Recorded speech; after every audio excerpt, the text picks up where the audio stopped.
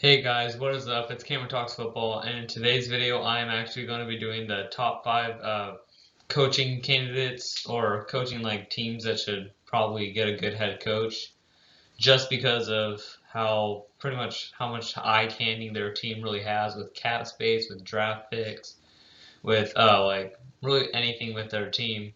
So I'm just going to be doing a top five. I know there's like seven teams, but I'm just gonna do a top five today. So with the number one candidacy that I think a head coach should go for is the Jaguars. I'm saying the Jaguars just because they have a pretty decently good team. If you look at it, they have 74 million in cap space, and they have seven first round and they not seven first round draft picks, seven picks in the whole draft, and they have the number one pick in this draft too. And I think they are going to take Trevor Lawrence. They're probably going to build up that O line and probably some of that defense. And then I think they'll be back to being a good team in these next couple of years. Just because they have DJ Chark, they do have a good running back in James Robinson. They do have a pretty decently good pass rush with Miles Jack and what's Josh Allen, I believe, and I think they could be a good team if you give them a couple years. Next, I have the Jets, just because of cap space and also the amount of picks that they have. They have nine picks in this draft, two of them in the first round. They have the second overall pick, and also I think that's the 23rd or something like that. I forgot from who. But oh yeah, the Seahawks. They got it from the Seahawks. So and they also have 71 million in cap space. I think they're gonna probably build up that offensive line, get a good receiver like Allen Robinson. They're gonna re-sign Marcus May, I believe it is, and Brian Poole, and some of the, and probably also get like a dominant, and probably get like a pass rusher like what's his name from the Giants? I forgot his name, but he had like 12 and a half sacks. So I think they're probably going to try and get him too. They'll be able to get all of them for 71 million, I believe. And then also they're probably going to get Justin Fields or any of those quarterbacks that are in this draft, and then also probably also another O lineman in this draft, or probably a tight end. They're probably going to get the number one ranked tight end in this draft. He's been playing really well this season. Oh, he did play well this season for, I believe it's the Florida Gators. And then number three, I have the LA Chargers. The reason I have them at number three and not number two is just because of their cap space. I understand they do have a really great team with Justin Herbert and a young defense with Derwin James and I think it's Kenneth Murray, I believe his name is.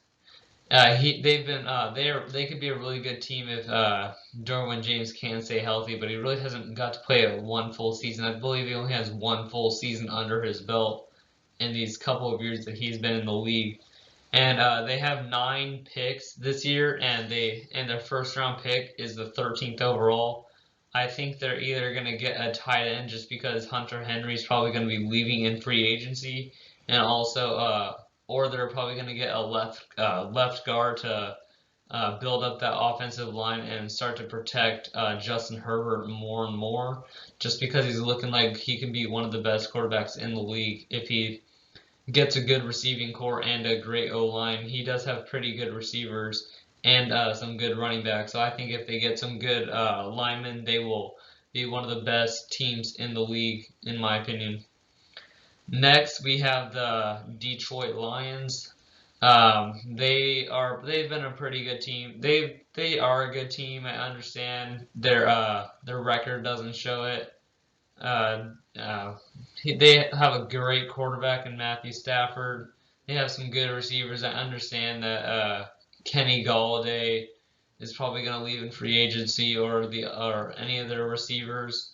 They do have a good tight end, but I think they are going to probably keep Matthew Stafford and start to build up that offensive line again, because they do have five picks in this draft. That is not that many, but I think they will trade some of those away to get more for later in the years. but they do have the 7th overall pick, so I think they will get one of the top O linemen or D linemen in this draft. Next is the Falcons. I understand this probably is a short video. There's nothing more to talk about, but to say why they should be picking these teams.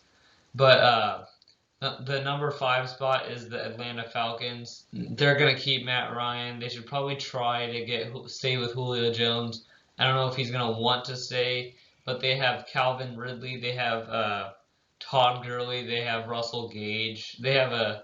I think they're gonna either build up that. I think they're probably gonna build on that defense. They're probably gonna get a good safety or another good corner, because I understand they did get AJ Terrell in the draft, but I think they are going to get another good corner or someone on defense to cover.